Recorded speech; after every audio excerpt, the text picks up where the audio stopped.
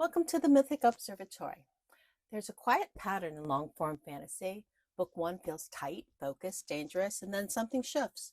New villains appear, bigger armies, older evils, hidden realms, and the scale increases, but the story feels less inevitable. And why is that important?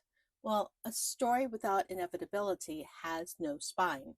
Tension leaks out of it, epic becomes noise, and while things grow louder and larger and grander, the reader easily can start wondering, what is the purpose of this story? The shift away from inevitability has a name. I call it villain drift. It is an escalation without descent, or consider it's when a series introduces new antagonists to escalate the story, but the underlying imbalance driving the conflict stays unchanged. Now, let me add something here. Most long fantasy series aren't collapsing because the world gets bigger, particularly in epic fantasy, where readers want to see your world, right? Series collapse because the opposition loses shape. There's a question I want you to ask yourself. If I remove the new villain I just added, would the original imbalance in my story still exist? Now, let's drill into that. Let's say you have a series that escalates something like this. You have book one where you have a tyrant or an evil king, say. Book two is a dark sorcerer. Book three is an ancient but minor god. And book four is the big cosmic void. But they're not causally tied together. They are substitutes. So let's take that evil king. Say that he's subjugating his people, right? And what isn't known right off the page is that maybe there's a demon portal at the innermost corner of his dungeon, and he needs to throw some of his people down there to feed the demons, because otherwise they will crawl up and they will eat him. So he has a motive there, right? But the people rise up and they overcome, and a new council is formed, and it's a beautiful ending. And book two comes along. Book two starts by this rumor that there's a sorcerer out there in the mountains or out there in the desert, and he's like, they're only ruled by a council. I think I will go subjugate them. All right, there's no tie-in between that and the portal that's in the castle, and say that they meet him head on before he's able to come into the kingdom, and they wipe him out, and there's rejoicing again and cheering, and then there is this very small but ancient god that travels the universe and goes, oh, I think I like this planet. I think I will make this my home. Now, they're not tied together at all. So you could, if you wanted to, just bleep over book two because they're not tied together, right? And write book three. It wouldn't matter. The dark sorcerer in book two is only a bigger villain.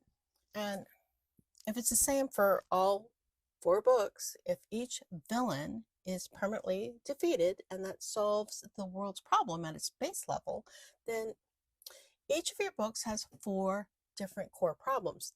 They, like I said, don't connect and they don't deepen. If you can see, each villain indeed is getting bigger. Four different core problems. Each book is a sealed container, aka villain drift. Your new villain is just adding activity. They're not moving toward the core root. You're moving sideways. Now, this is not automatically an issue, right?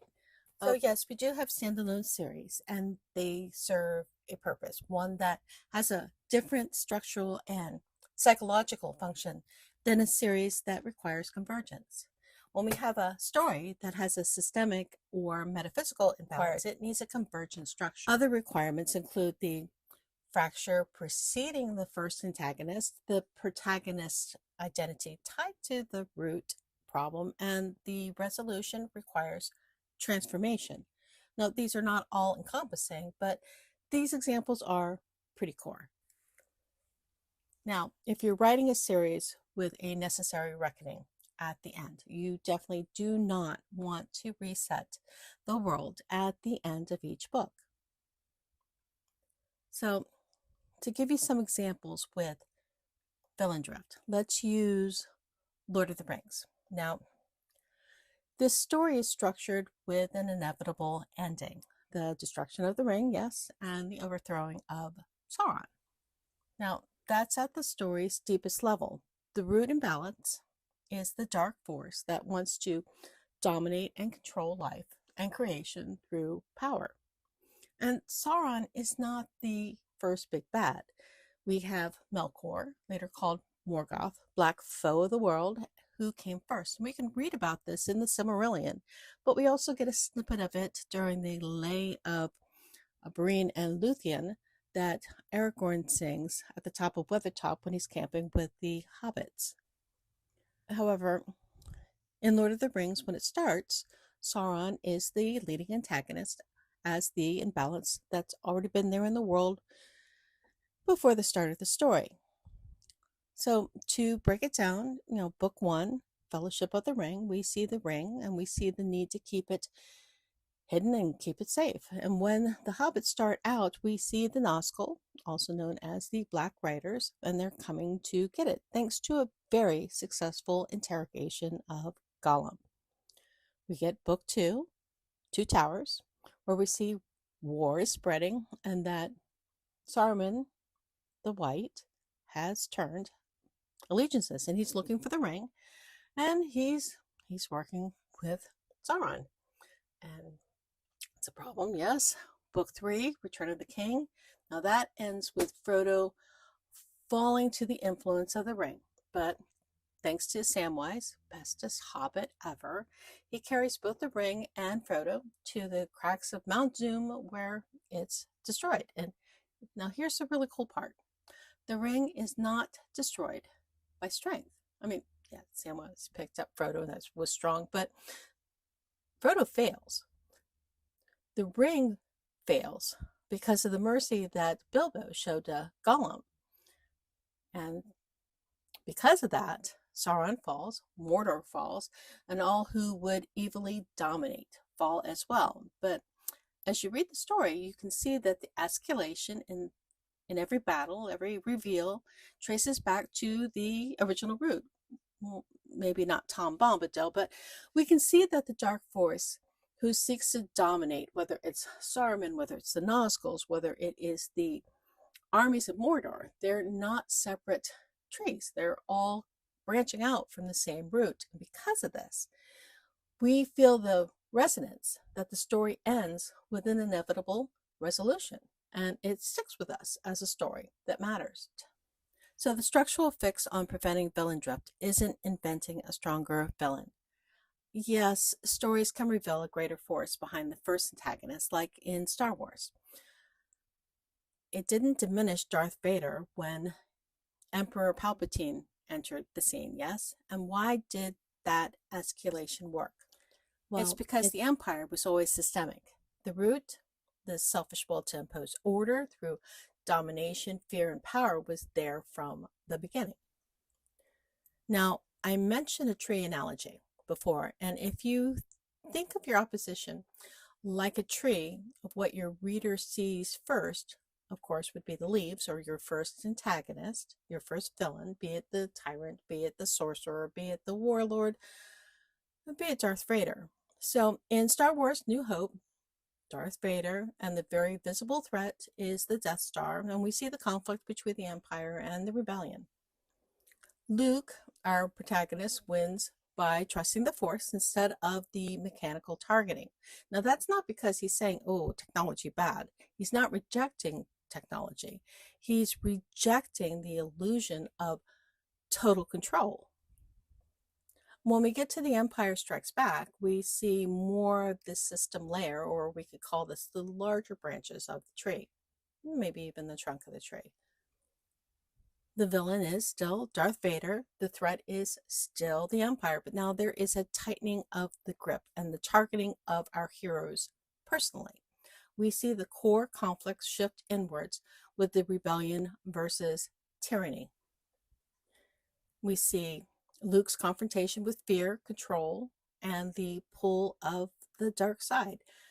And we're seeing the story deepen with Luke learning some very hard but valuable lessons. Now, he tries to force mastery. He's growing, he's learning with Yoda, and he rushes forward to save his friends.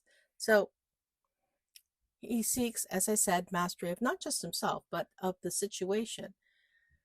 And he ends up losing a hand. And the lesson he learns is that you cannot overpower the dark side. That's just not going to work.